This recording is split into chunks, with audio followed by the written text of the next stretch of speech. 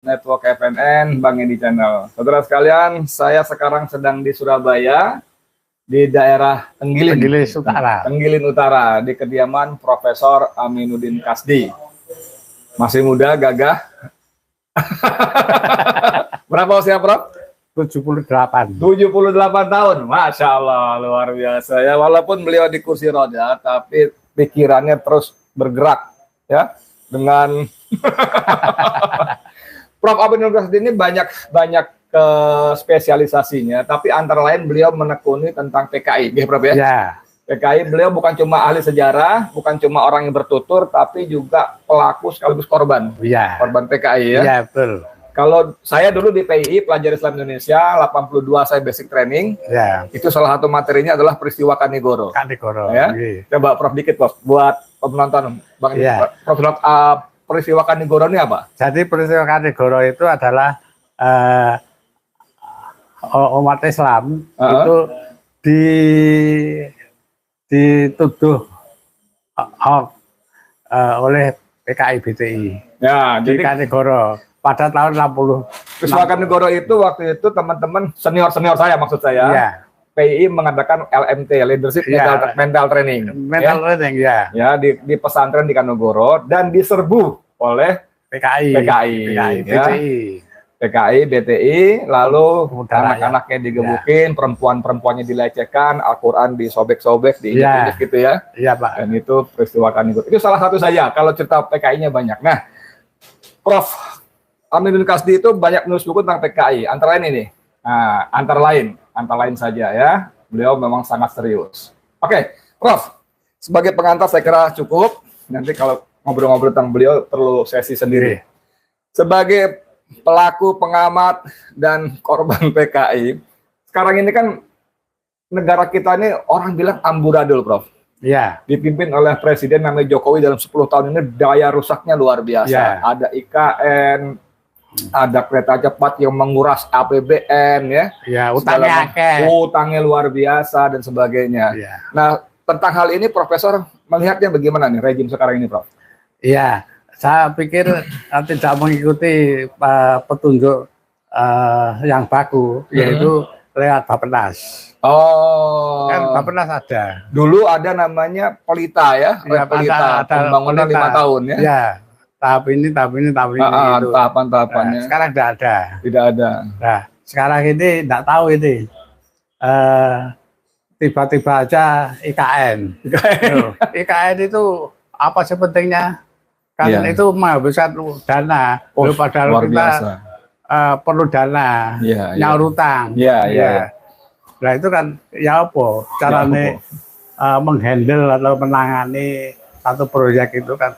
Iya. Ngomong-ngomong soal IKN, saudara sekalian, kalau kita ingat dalam kampanye Pilpresnya Jokowi 2014 tidak pernah nyebut-nyebut IKN. Iya. Pada kampanye 2019 juga tidak pernah menyinggung-nyinggung IKN. Ya, dulu Nawacita, kemudian Tempo kemarin bikin laporan Nawadosa. 10 dosanya Jokowi.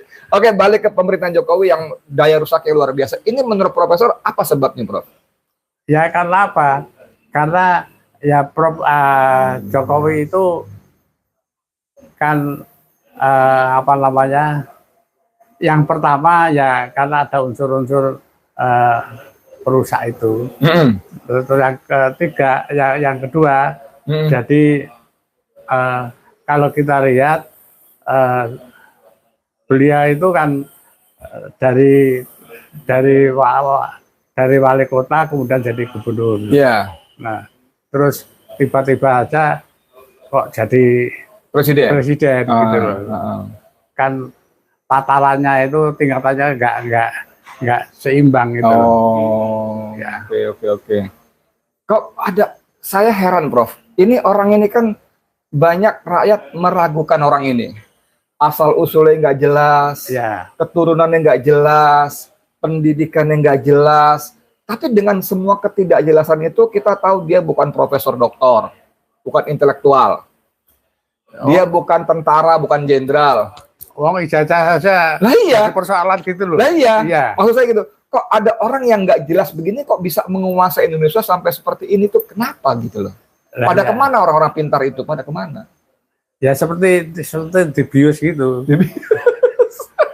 Jadi seperti di bios gitu. Iya. Dengan tingkah polanya Pak RT itu seolah-olah itu membuat tercengang itu. Pak RT ini siapa maksudnya? Ya Pak RT RI.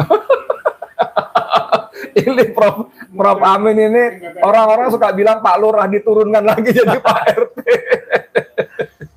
Iya, kalau dibius dengan apa itu para jenderal, para profesor dokter itu dibius dengan apa? Ya kadang-kadang dengan tindakan. Satu contoh, ya, pergi ke ikan dengan sepeda motoran. Ya. Februari datang di mana itu ya, dengan sepeda motor itu kan membius. Jadi orang yang biasa itu kemudian orang kan kagum. Oh, pencitraan lagi dong berarti pencitraan lagi. Tapi kalau untuk orang-orang pandai jenderalnya segala macam kan nggak mempan. Berarti itu debiusnya dengan ini kali ya, dengan fulus. Iya. Nah, dan yang kedua yang ada di sekelilingnya itu adalah orang-orang temannya semua. Pada waktu dia jadi wali kota Solo. Ya, yang disebut kalau Tempo menyebutnya sebagai geng Solo ya. Geng Solo. Geng Solo. Kapolrinya sekarang Sigit itu adalah dulu Kapolresnya Solo ya. Lalu sekarang Ahmad Lutfi yang kemarin baru ditarik itu Wakapolresnya. Banyaklah orang-orang Solo yang menjabat ya. Dulu Panglima TNI si Hadi Kumis. Ya, Hadi dan Lanut di Solo. Ya dari Solo. Ya itu kan ya paling tidak kan ada solidaritas. Iya. Ada solidaritas internal dari mereka itu. Ya. Oh gitu. Ya jadi geng Solo ini saudara sekalian, ini memang menimbulkan pertama kecemburuan. Ya kan? Yang tidak geng Solo tidak ikut gerbong. Satu. Yang kedua, geng Solo ini mengajarkan kepada para pejabat militer dan polisi untuk yang penting dekat dengan pejabat, dengan kekuasaan. Soal prestasi, karir, segala macam itu nomor sekian. Kamu boleh pinter, boleh hebat, boleh tapi kalau nggak dekat dengan penguasa, nggak bisa naik pangkat. Gitu ya? Nggak naik pangkat, nggak bisa naik jabatan. Oke, Prof. Salah satu ketidakjelasan Joko Widodo adalah keturunan. Orang menyebutnya semacam siapa Bambang Tri. Jokowi ini keturunan PKI. Gus Nur yang ikut-ikutan gitu kena juga di penjara. Sebetulnya gimana, Prof, sebagai seorang pengamat PKI di Indonesia? Saya kalau melihat karakternya, jadi karakternya itu ya mencela-mencele. Ya. Itu ya nggak jauh berbeda dari PKI. Oh. Bohong. Bohong PKI juga. Pak Taufik, Dr. Taufik dari UI. Taufik Abdullah. Bukan, Taufik. Taufik Baudin. TB Taufik Baudin. Ya, yang penting mengklasifikasikan itu dia sebagai orang-orang komunis gitu loh. Ya, Taufik Baudin kita nyebutnya Bang TB itu bolak-balik ngomong PKI gaya baru dia bilangnya gitu ya. Ya, KGB, komunis gaya baru. Sekarang kalau orang menyebut pemerintahan Jokowi berbau komunis itu ada indikasinya nggak, Prof? Ada indikasi. Apa indikasinya? Yaitu minta kompensasi. Kompensasi? Iya. Oh, yang kertasnya itu? Iya. Oh, iya.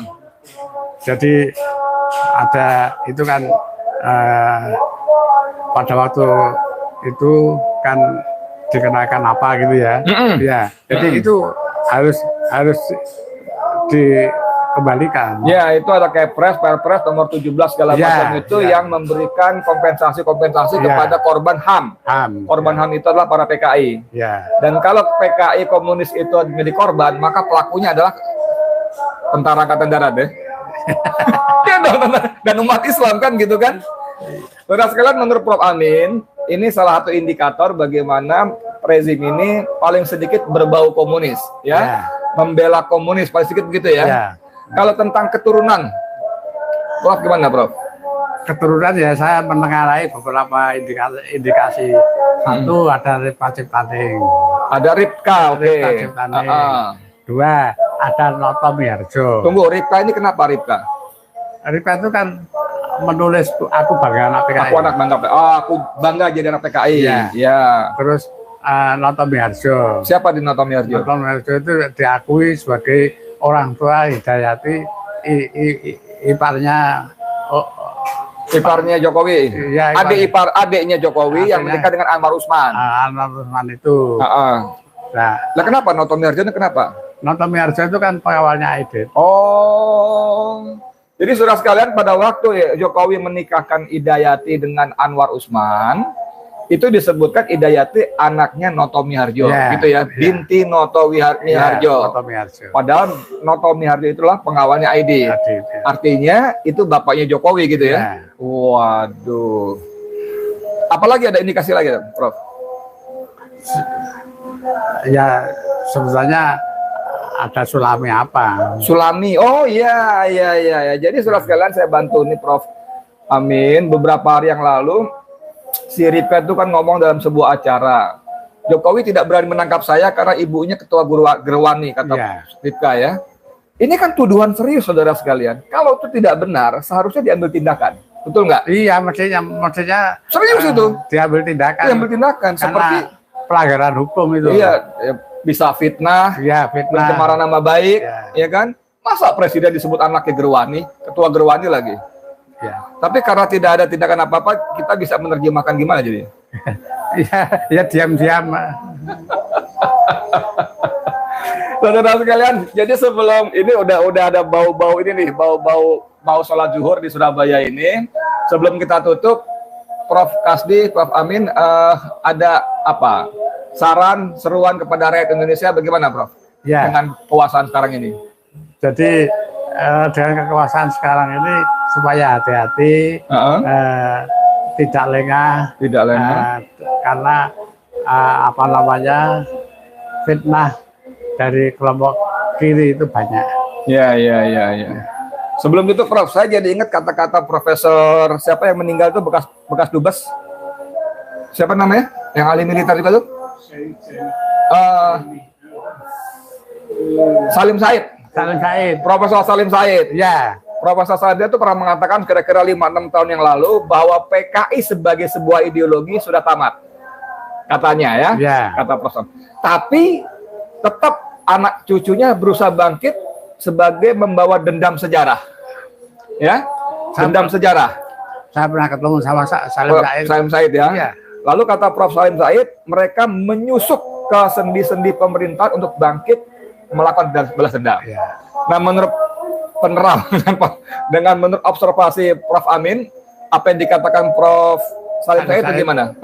Ya ada benernya. Ada benernya ya. Karena Salim Said itu pengamat militer.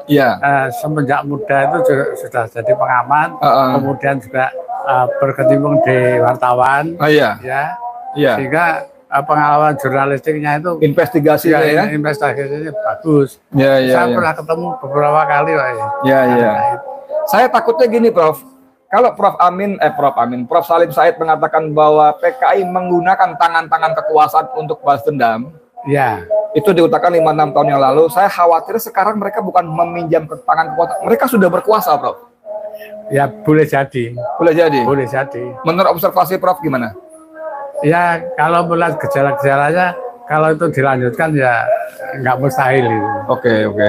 Jadi selain hati-hati, apa yang kita bisa lakukan bagi rakyat Indonesia? Yang pertama ya kita perkokoh gotong royong, Pancasila, ya kemudian kita perkokoh rasa keagamaan kita. Rasa keagamaan, praktik-praktik keagamaan, amal-amalnya ya. Oke, saudara sekalian, sayang sekali waktunya memang kurang pas. Memang tidak janji dari awal. Ini cuma saya mau mampir ke sebuah tempat dari Ahmad Yani, dijemput sama senior saya. Masih ada waktu kita mampir ke Prof Amin, katanya begitu. Cuman kalau ketemu beliau kan sayang kalau kita nggak manfaatkan gitu ya. Ilmunya, pengetahuannya, pengalaman yang luar biasa. Tempat saya. Itu ada provokator belakang nggak kelihatan di layar. Tapi saudara sekalian, saya kira apa yang dikatakan Prof Amin sebagai pemerhati, observer, pelaku sejarah ya, dan korban sejarah tentang pakar tentang PKI itu menjadi perhatian buat kita ya. Ini bukunya ya.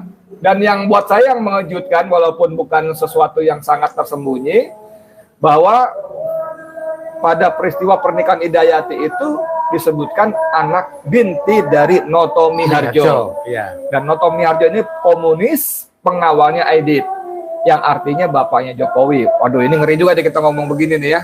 Tapi kalau ngomong begini kan lebih bahaya lagi ngomongnya Ripka ya. Dia nggak berani tangkap saya karena dia anaknya ketua Gerhani. Oke, mudah-mudahan bermanfaat, dan kalau ini bermanfaat tolong bantu untuk di-share supaya lebih banyak lagi teman-teman kita rakyat Indonesia mendapatkan alternatif perspektif ya. Amin. Dan juga yang belum subscribe ya mohonlah subscribe, menjadi subscriber supaya membantu perkembangan Bang Edi Channel. Makasih banyak. Assalamualaikum warahmatullahi wabarakatuh. Saya Edi Mulyadi untuk FNN untuk Indonesia Lebih Baik.